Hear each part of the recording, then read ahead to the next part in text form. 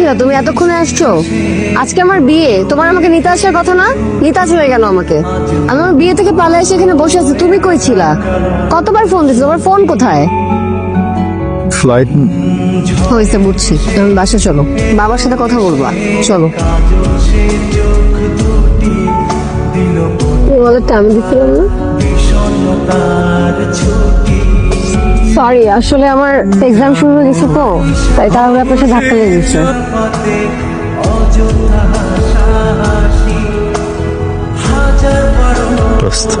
চল না, আজকে রাতে আমরা একটু চিল করি। আর বোতল আনছি, চল প্লিজ। চল চল চল চল। ফয়সাল, চুপ করে আছো কেন? কথা বলছো না? ফয়সাল, কি হয়েছে কিছু বলবা? দেখো সকাল থেকে ঘুম করতেছো, কিছু তো একটা হয়েছে, বলো। ও কি বলবে? ওর বলার কোনো মুখ থাকলে না কথা বলবে। লাবণী, তুমিও তো জানো না, গতকালকে আমার গার্লফ্রেন্ড চীনা আসছিল আমার বাসায়।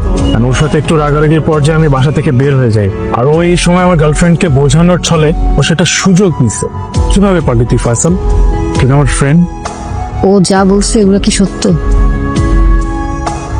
আমি সব জানি, জেনে যাওয়ার পরে তোমার মুখের উপর মিথ্যা বললা। দোস্ত, আমি রিয়েলি সরি দোস্ত।